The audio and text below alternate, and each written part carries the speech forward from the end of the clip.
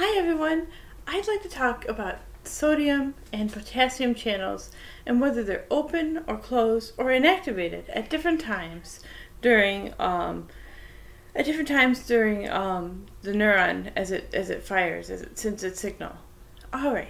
So we have the sodium channel in purple, potassium in blue, and I threw in the sodium potassium pump so we could compare what that's doing, while the sodium and potassium voltage gated channels are opening and closing. Alright, so resting membrane potential. At resting, what is the sodium doing? Sodium's closed, it's at rest. And look at, I drew a little inactivation gate. Inactivation gate is open. So the sodium channel is closed, it's resting. Inactivation gate is open. When the neuron depolarizes, the sodium channel is open. It has now responded to a change in the membrane potential. So it's a voltage-gated channel, and it changes in response to the membrane potential changing. So we have the channel open here. But notice, so not only is the channel open and ions can flow through, the inactivation gate is also open. Alright, so once it hits about -55, the membrane potential, these will open. These will depolarize it, and sometimes all the way up to +30. And but then the sodium channel inactivates. So you can see I tried to draw the inactivation gate closed. Inactivation is a bit like being locked. So the sodium. So the sodium is nothing can flow through the sodium channel, and then during hyperpolarization, it's closed, but the inactivation gate is open again. So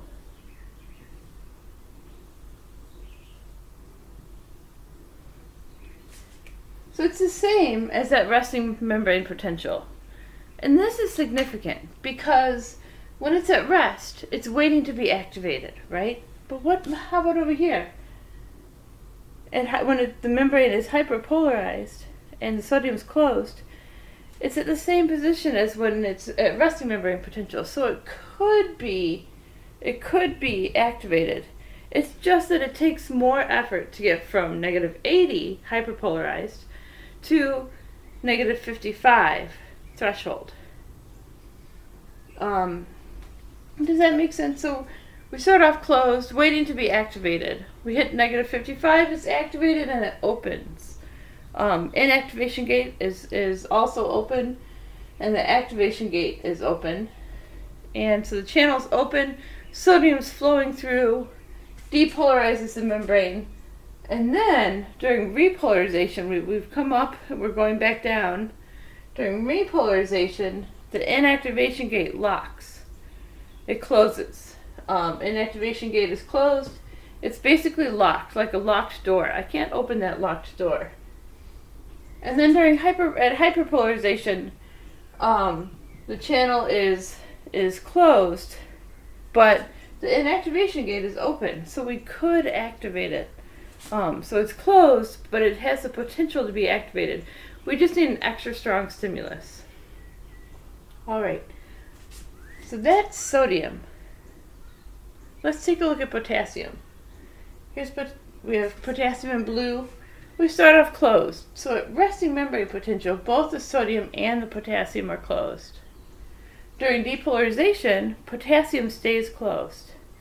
Because if you remember, the potassium ions, which way would they flow? Potassium, when they do open, they're going to flow out.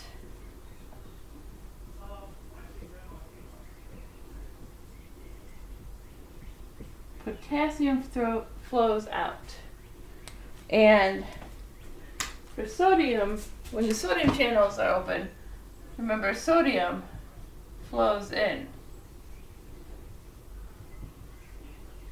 Alright, so sodium is flowing in and depolarizing. Potassium is staying closed for now. Then during repolarization, potassium opens and potassium flows out. So we're losing positive charges. That is going to repolarize the membrane. During hyperpolarization, potassium is still open.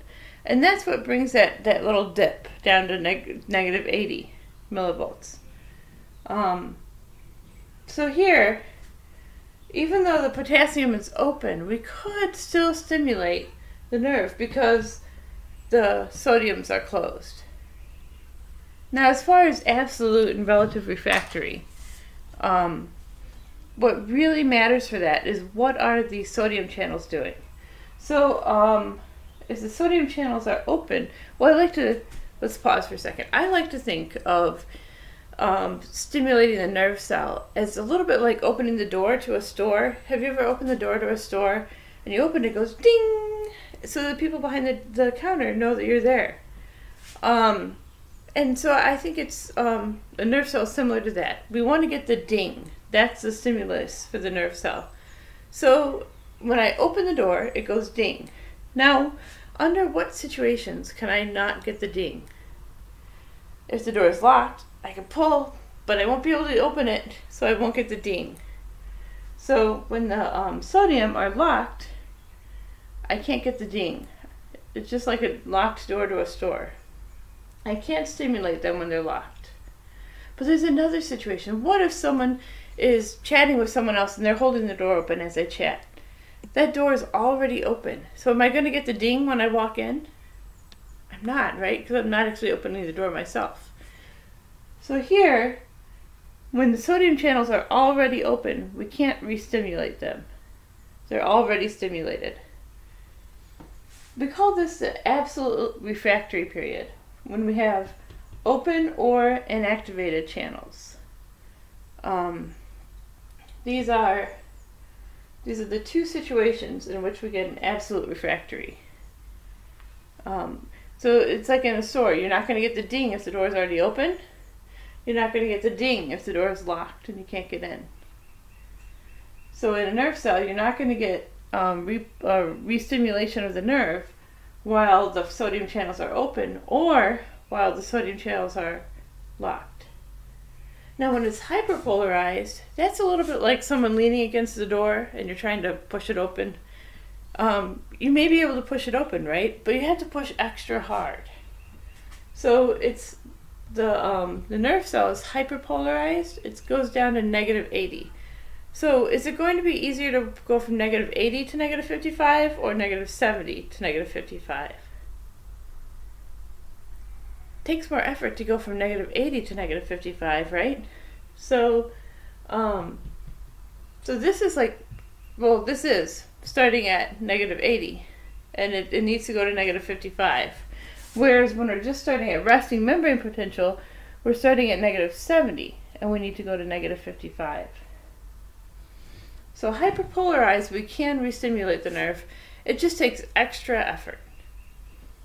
All right, send me an email if that doesn't make sense. Oh, one more thing I want to talk about is the sodium-potassium pump.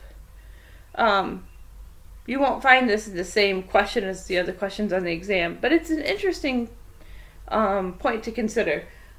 What is a sodium-potassium pump doing at resting membrane potential? Well, sodium-potassium pump is largely responsible for maintaining resting membrane potential. So it's open. It's working very hard throughout this to try to maintain resting membrane potential. But I thought it was neat that we have the sodium voltage-gated channels and the voltage-gated potassium channels, both closed at resting membrane potential, but this, the anti-porter sodium-potassium pump is open at that time.